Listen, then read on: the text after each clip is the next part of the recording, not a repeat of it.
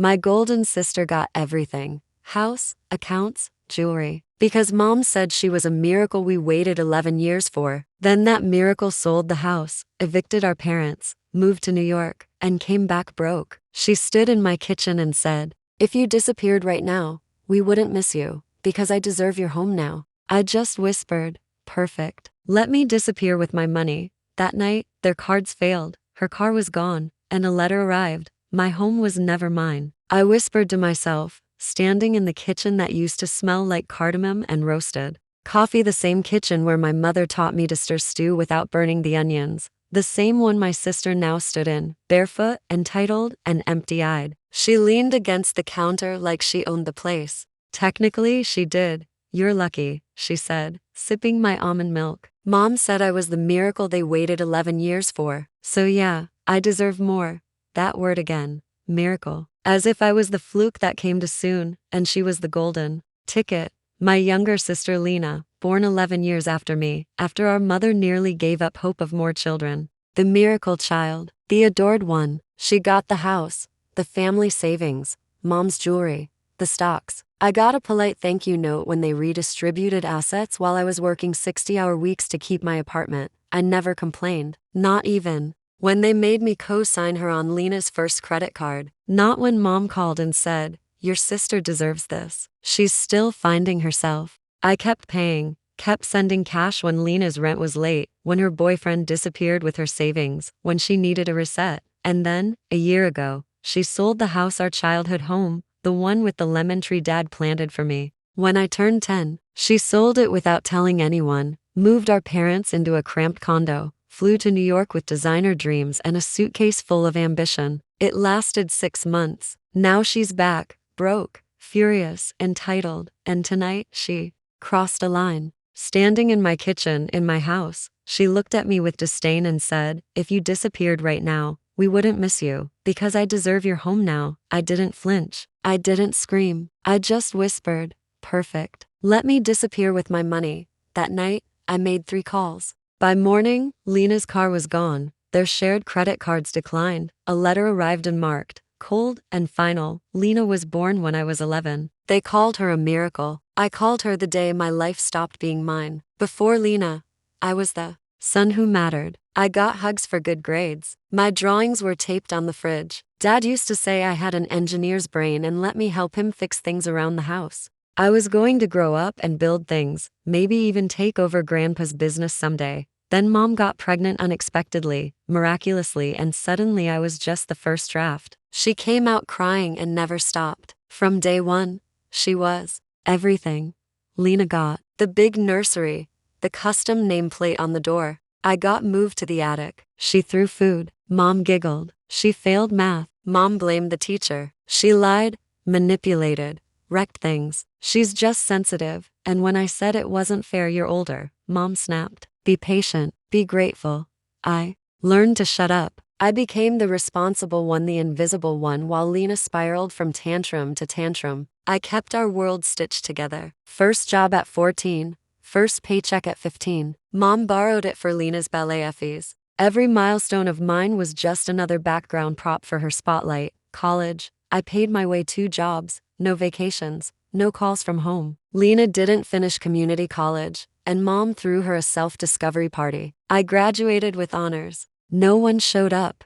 Then Grandpa died. The house, the one we both grew up in, should have come to me. I fixed the leaky pipes, painted the walls. I spent summer sanding that porch with Grandpa while Lena posed for selfies by the lemon tree I planted. But when the will was read, the house was mom's, and within weeks, it was Lena's. "She needs a foundation," mom said. "She's fragile, fragile." She was 26. I was 37, paying for my own mortgage, sending money home every time dad's blood pressure spiked or the fridge broke down. But Lena, she needed a fresh start. So she sold it quietly, cashed out over $900,000, moved our parents into a showbox apartment in a rough neighborhood, and vanished to New York. There, she became an artist, posted filtered selfies in cafes, ranted about energy vampires, and burned through cash like the city would pay her for existing Tesla, luxury skincare, rent at $4,200 a month. Meanwhile, I was wiring our parents' money because Lena forgot. I stayed silent, Then, 6 months later, she returned, bankrupt, boyfriendless, bleach blonde, and wearing my hoodie like it belonged to her. You know, she said, casually dumping her suitcase on my floor. I always hated that house you made. It's so uptight. No plants, no soul. But this place, your place, it breathes. I stood there, frozen. She walked into my kitchen like it was hers, opened my fridge, took the last almond milk. You've always had trouble sharing, she continued, sipping it. But it's okay. I'm home now. Home. She was pacing now, energized like a vulture that spotted a wounded animal. Mom says you've always had this hoarding thing, not just money, energy. You suck it in and don't give it back. It's why no one gets close to you. Why people forget you. Then she looked me dead in the eye. I deserve this home more. I'm the miracle. You're just filler. It was like being hit by a truck going to 100 miles an hour. But I didn't scream. I didn't throw her out. I didn't even blink. I just whispered, perfect. And that night, I did. I made 3 calls, quiet ones. By dawn, her car was gone, her credit cards frozen, the joint account our parents used emptied, and a courier dropped off one unmarked letter at Mom's new place. Inside, a single line: the miracle is over. Handle your own mess. And for the first time in my life, I felt free. The house was silent when I woke up, except for the sound of someone pacing. Floorboards creaked under impatient steps. A cabinet slammed. Then another. By the time I walked into the kitchen, Lena was already in full meltdown. My cards are frozen, she said, voice sharp. I tried paying for groceries and it declined. I thought it was a glitch, but then I checked my bank, zero balance. And where's my car? She wasn't asking. She was accusing. You ungrateful? She growled. You cut me off. I took a sip of coffee, calm as a sniper. No, I finally removed you from me. Her nostrils flared. You can't just erase me. I'm your sister. No, Lena, I said, setting the mug down. You're a parasite. You think you're better than me, she hissed. You've always been bitter because Mom loved me more, loved you. I laughed. She sacrificed me for you. That's not love. That's mismanagement of guilt. You're disgusting, she spat. Mom was right to give me the house. You were always the cold one, the outsider. I brought them joy. You brought bills. I stepped closer. You sold their home behind their backs. You dumped them in a cheap apartment. Then you blew through the inheritance and came crawling to me. Now you're mad I finally said no. And no one ever says no to family, she screamed. That's why we're broken, I said, because no one ever drew a line. The doorbell rang. Lena froze. I already knew. I opened the door. Our parents stood there, Mom clutching a grocery bag, Dad pale and sweating. Mom's first words: why did the pharmacy say our account is closed? I stepped back, letting them in. Because it is, I said. I stopped paying. Mom blinked. You're cutting us off? I'm reclaiming my life. Dad took a step forward. Son, you've always been the stable one. We needed you. And I needed you when I was 15 and working 2 jobs while Lena got piano lessons. I snapped. I needed you when she crashed her 3rd car and blamed me. When she told me to disappear, and you just nodded. Lena was hurting, Mom whispered. She didn't mean it. She meant every word, I said. And so do I. You're abandoning your family, Dad said. For what? Pride? For peace. Lena folded her arms. Wow, so this is it. You're playing God now. No, God forgives. I'm just done playing victim. I reached into the drawer, pulled out 3 envelopes, handed one to each of them. Legal notice, I said. You're removed from my accounts. Lena, the car was repossessed. It was under my name. Your credit cards closed. And that rent you've been freeloading on for 3 months, paid through Friday. Then I changed the locks. You're serious, Mom said, her voice trembling. As serious as when you told me to sit out Christmas because Lena was having a rough year. As serious as when Dad said, it's just money, Alex. Help your sister.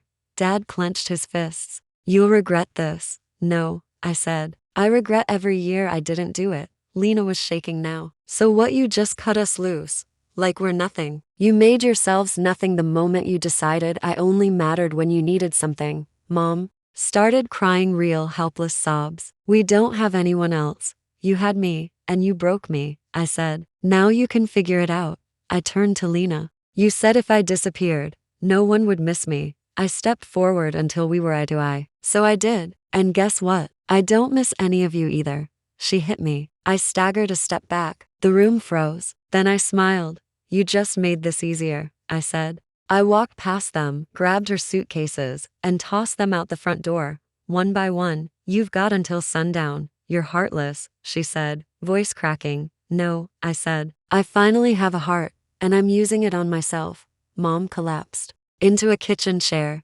sobbing into her hands. Dad just stood there, face hollow. You were supposed to be better than this, he said. I am, I replied, and then I opened the door wide. Out they walked out slowly, like they were still waiting for me to stop them, to brake, to backtrack. But I didn't. I locked the door. I stood there in the silence after, hand on the knob, my cheeks still stinging from Lena's slap. And then I laughed loud, free, real, because for the first time in my life, I wasn't the background character in someone else's melodrama. I was the one who lit the match and watched the road finally burn. I slammed the door and burned the road behind me. The silence after they left wasn't peaceful. It was surgical. For 37 years, my life had been a crowded hallway of guilt, obligation, and manipulation. The moment the door clicked shut, it was as if someone turned off the constant alarm in my head. But peace, I learned, doesn't arrive gently. The first 3 days were chaos. Lena messaged me nonstop. Voicemails, texts, emails, even DMs on platforms I forgot I had. Her tone shifted by the hour, furious, begging, vengeful, fake sweet, then back to nuclear rage. Enjoy your oat milk while it lasts. I'm your sister. This isn't you. I told Mom what you did. She's devastated. This is a mental health crisis and you abandoned me. Then came the calls from unknown numbers, then from relatives I hadn't heard from in years. My end. In Detroit, how could you turn your back on your parents? Your own mother cried herself to sleep. My cousin Nathan, who once asked me for $5,000 and ghosted me for 3 years. Dude, you always seemed like the responsible one. What's going on? My response was the same to all of them. Ask Lena where the money went. Radio silence after that. Then, day 5.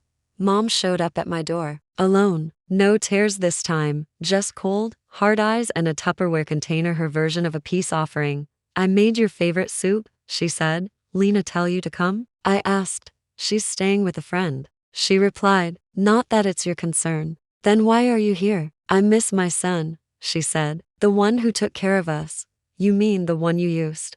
Don't do this. You're hurting the family. No, I said. I just stopped bleeding for it. She sat down uninvited like always. You've always been so dramatic, Alex. This martyr complex and oh, I snapped, louder than I meant. You don't get to rewrite history. I gave you everything. Paid your rent, covered Dad's medical bills, bought Lena's groceries, clothes, therapy, retreats, and bailouts. I watched you give her love and applause and called me stable so you could ignore me. Her lips tightened. I earned my silence, I said. You don't get to guilt me out of it now. She tried to guilt trip me, threatened health scares your father's. Heart can't take this. She even said Lena's mental health was deteriorating. I didn't flinch. I let her talk. Then I stood up, walked to the door, and opened it. You have 5 minutes to leave. After that I call security. She looked stunned. You're choosing money over blood. I'm choosing sanity. She walked out. Didn't even take the soup.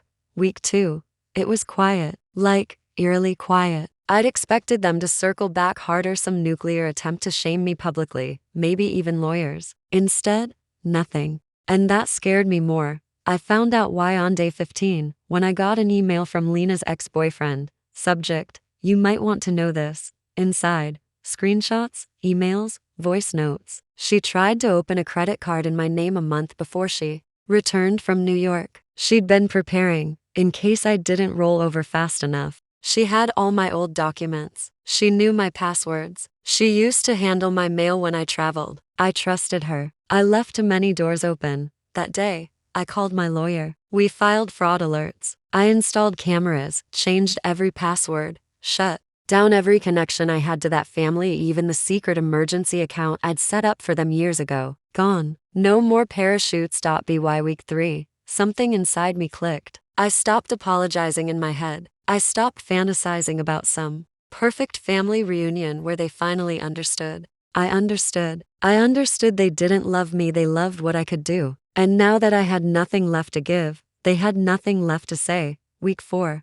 Something wild happened. I started living. Like, really living. I woke up and didn't check my phone for financial disasters. I drank coffee on the patio without planning who'd need a loan this month. I went to a bookstore for the first time in years, bought a novel I actually wanted to read. I laughed during lunch with coworkers. I joined a gym. I deleted Lena's contact, then Mom's, then Dad's. Each time, my chest felt lighter. Week 6, a letter came in the mail. No return address. Just a single sentence, handwritten. You'll always be the villain in our story. I framed it, hung it in my hallway. A reminder not of pain, but of freedom. Because I'd rather be the villain in their story than the doormat in mine. I didn't speak to them again. Not for months. Not after the fraud attempt. Not after the guilt letters. Not after the fake health emergencies or the accidental missed calls at a I was done. The man they used, he doesn't live here anymore.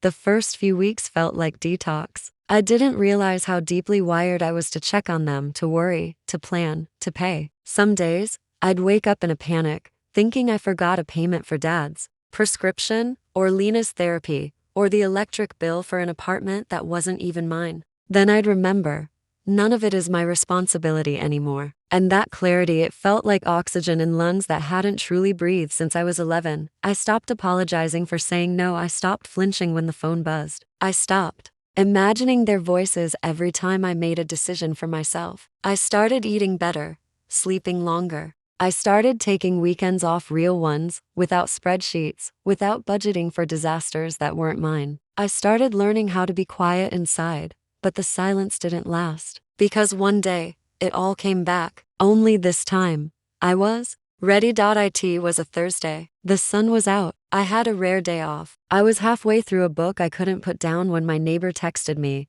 Some people are banging at your door. Want me to call someone? I stepped outside. There they were, Mom, Dad, Lena, standing on my porch. They looked like ghosts, not older, just emptier. Like their fuel had run out. Like the lies stopped working, and now they were left with the truth they never wanted to face. He's not coming back. I didn't open the door. I just stared through the glass. Mom mouthed something. So did Lena. Dad looked down, maybe from shame, maybe to avoid mine. I didn't hear the words. I didn't need to. I knew what they came for. Not an apology. Not to make amends. They came because the circus had closed, and the only clown who ever paid the bills had finally walked out of the tent. So I lifted my hand, just once. 2 fingers. No. They stayed another minute, then left. And as their car pulled away, I realized something powerful. They no longer scared me. Their manipulation, their guilt, their narrative, their silence, all of it, powerless. Weeks passed.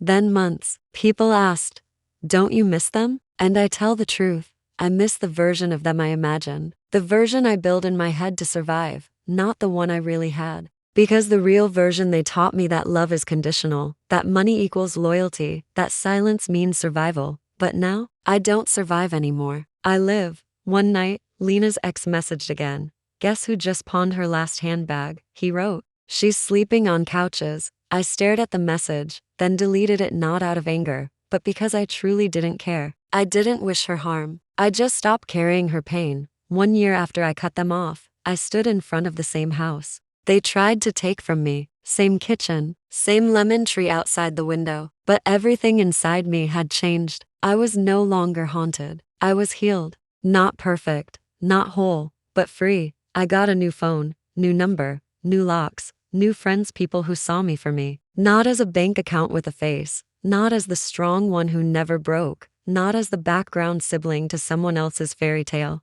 Just me, the man who burned down the family myth and walked out of the ashes stronger. The man who stopped bleeding to prove he was alive. The man who finally learned, sometimes the most loving thing you can do is walk away and never look back. Ending note. If you're reading this, and you're the one who always says yes even when it kills you, if you're the one who was raised to believe your worth is measured by what you give, let this be your permission. You don't owe anyone your destruction, not even family. Especially not family. Sometimes walking away isn't betrayal. Sometimes it's the only way to come home to yourself. And when they say you changed, you smile and say, I had to.